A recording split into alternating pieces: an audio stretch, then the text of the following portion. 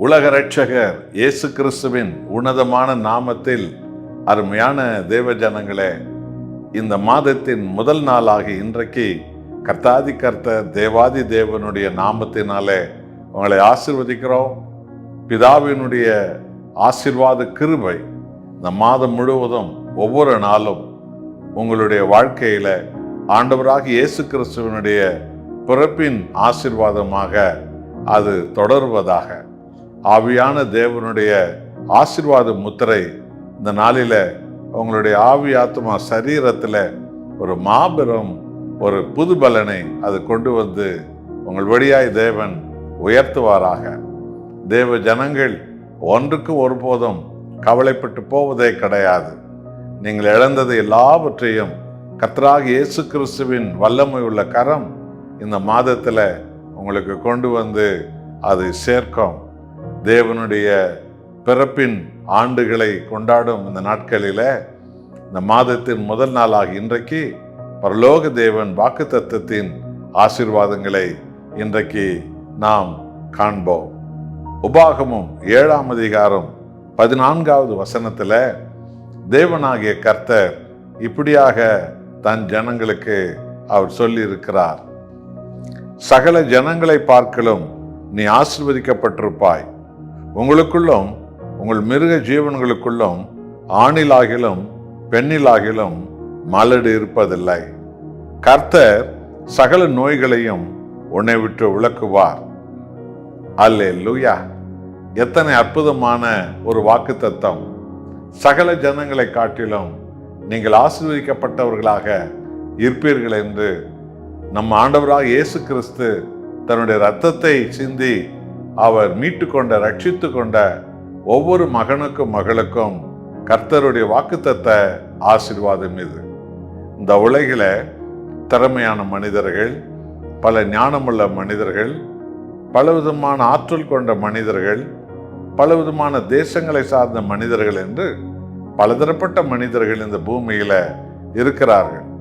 அதுல அநேக பேர் மக தந்திரங்களை கையாள்கிறவர்களும், சூனிய மந்திர மாயங்களை பின்பற்றுகிறவர்களும், நாள் நட்சத்திரங்களை நம்பிக்கொண்டிருக்கிறவர்களும், வானத்தின் கிரகங்களின் மேல் தன் நம்பிக்கை வைத்தவர்களும், பலவிதமான மோச நாசங்களிலும் கூட முன்னேறி கோட்டீஸ்வரர்களாய் மாறுகிற ஜனங்கள் கூட பூமியிலே கோடி கோடியா இருக்கிறார்கள்.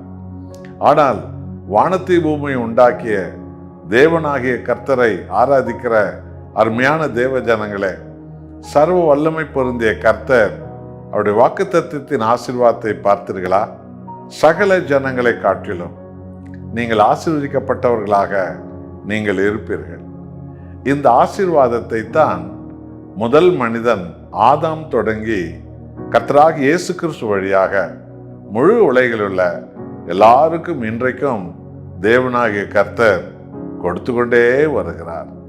ஆமென் அன்பானவர்களே, ஆபிரகாமை அழைத்த தேவன் ஆதியாகமம் 13ஆம் அதிகாரம் 2ஆம் வசனம் சொல்கிறது, ஆபிரகாம் மிருக ஜீவன்களும் வெள்ளியும் பொன்னுமான ஆசைகளுடைய சீமானாய் இருந்தார் என்று சொல்கிறது. ஆபிரகாம் வாழ்ந்த காலத்துல ஆபிரகாமை போல ஒரு செல்வந்தன் இன்னொருவன் கிடையவே கிடையாது. அன்றைக்கு வாழ்ந்த சகல ஜனங்களிலும் ஆபிரகாமே சீமானாய் உயர்ந்திருக்கிறார். ஏனென்றால் பரலோக தேவனுடைய ஆசீர்வாதம் ஆபிரகாமை நிரப்பி இருந்தது. யோபு வாழ்ந்த காலத்துல யோபுவைத்தான் தேவன் அளவில்லாமல் ஆசீர்வதித்திருக்கிறார். என்றால் யோபு தேவனாகிய கர்த்தர் ஒருவரே அவர் ஆராதிக்கிறவராக இருந்தார். ஆண்டவராக இயேசு கிறிஸ்துவை விசுவாசிக்கிற ஆராதிக்கிற உலகம் முழுவதும் உள்ள எல்லா தேசங்களும் இன்றைக்கு ஆசீர்வாதத்தின் உன்னதமான நிலைமையில அவர்கள் இருக்கிறார்கள். அவர்கள் ஆசீர்வதிக்கப்பட்டவர்கள். சகல தேசங்களுக்கும் அவர்கள் ஆசீர்வாதத்தின் உதவியை அவர்கள் செய்கிறார்கள். உலகிலே ஏழை எளிய நாடுகளுக்கெல்லாம் ஆண்டவராய் இயேசுவை ஆராதிக்கிற நாடுகள் தான் இன்றைக்கும் உதவிக்கரம் நீட்டி அவர்களை ஆதரிக்கிறார்கள். என்றால் பரலோக தேவனுடைய ஆசீர்வாதம் அந்த நாடுகளை நிரப்பிருக்கிறது, சூழ்ந்திருக்கிறது. ஆகவே நண்பான தேவ ஜனங்களே, இந்த மாதத்தின் முதல் நாள் கர்த்தாதி கர்த்தர் தேவாதி தேவன் அவரை முழு உள்ளத்தோடு கூட ஆராதிக்கிற பெரியோர் சிறியோர் எல்லாரையும் கர்த்தர் எல்லா ஜனங்களை காட்டிலும் அதிகமாக அவர் ஆசீர்வதிக்கிற தேவனாய் அவர் இருக்கிறார். நமது ஆசீர்வாதம் நம்முடைய வீட்டில் வளர்கிற ஆடு மாடு கோழிகளை கூட அது சார்ந்திருக்கிறது. நம்முடைய வீட்டில் இருக்கிற எந்த மனிதர்களையும் அந்த ஆசீர்வாதங்கள் பற்றி கொள்கிறது. ஆதியாகமம் 39ஆம் அதிகாரத்தில் முதல் 5 வசனங்களை பாருங்கள். யோசேப்பு போத்திபாருடைய வீட்டுக்கு வேலைக்காரனாக சென்றான். ஆனால் யோசேப்பின் தேவன் யோசேப்பின் நிமித்தம் போத்திபாரை எல்லா காரியங்களிலும் ஆசீர்வதித்திருந்தார் என்று பைபிள் சொல்லுகிறது. இப்படிதான் ஆசீர்வாதங்கள் ஆண்டவராய் இயேசுவை ஆராதிக்கிற ஒவ்வொரு பிள்ளைகள், நீங்கள் என்ன கைத்தொழில் செய்தாலும் சரி, என்ன வியாபாரம் செய்தாலும் சரி, அல்லது எந்த கம்பெனியில் வேலை செய்தாலும் சரி, அல்லது எந்த காரியத்தில் நீங்கள் ஈடுபட்டாலும் சரி, உங்கள் கைபலன்கள் எல்லாம் இரட்டிப்பாக 100 மடங்காக அது ஆசீர்வதிக்கப்படும்படி கர்த்தர் உங்களை ஆசீர்வதிக்கிறார். உங்கள் பிள்ளைகளை அவர் ஆசீர்வதிப்பார். உங்களுடைய உடல் சுகத்தை அவர் ஆசீர்வதிப்பார். ஒரு நோயும் உங்களை ஆளுகை செய்யாதபடிக்கு இயேசு கிறிஸ்துவினுடைய தழும்புகள் எல்லா நோய்களிலிருந்தும் அவரை ஆராதிக்கிற ஜனங்களை பூரணமாய் விடுதலையாக்கி விடுகிறது. நீங்கள் சாப்பிடுகிற சாப்பாட்டை கர்த்தர் ஆசீர்வதிப்பார். இந்த நாட்களில் நீங்கள் திட்டமிட்டு நிறைவேற்ற போகிற எல்லா காரியத்திற்கும் நீங்கள் மீதியானதை எடுக்கும்படியான செல்வ செழிப்பை ஆண்டவராக இயேசு கிறிஸ்துவனுடைய வல்லமுள்ள கரம் உங்களை ஆசீர்வதித்து அது உயர்த்தும். சகல ஜனங்களை காட்டிலும் நீங்கள் ஆசீர்வதிக்கப்பட்டிருப்பீர்கள் என்ற வாக்குத்தத்தத்தின்படியே நாம் எல்லோரும் அந்த ஆசீர்வாதத்தை ஆண்டவராக இயேசு கிறிஸ்துவின் சமூகத்தை தேடி தேடி தேடி அந்த பரிபூர்ண ஆசீர்வாதத்தை நாம் பெற்றுக்கொள்வோம். கர்த்தர் மகிமைப்படுவாராக. நாம் ஜெபம் செய்வோமா?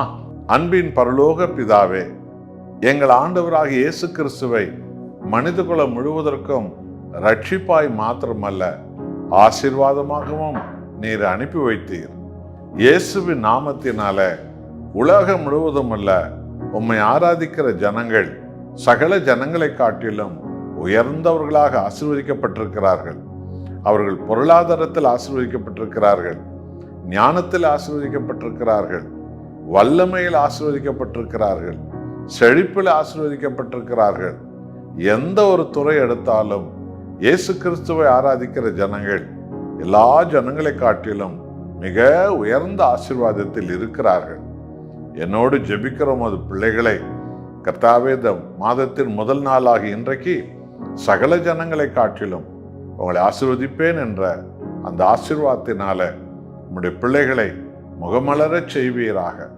இந்த வருஷத்துல ஒவ்வொரு காரியத்திலும் தேவனே, உம்முடைய ஜனங்கள் வெட்கப்பட்டு போகாதபடி ஆசீர்வதித்த தேவன், இப்பொழுது இந்த வருஷத்தின் கடைசி மாதத்துல உமது வருகை ஆயத்தப்படுத்துகிற காலங்களில உம்முடைய ஜனங்களை இயேசுவின் நாமத்தில் ஆசீர்வதித்து உயர்த்துங்க.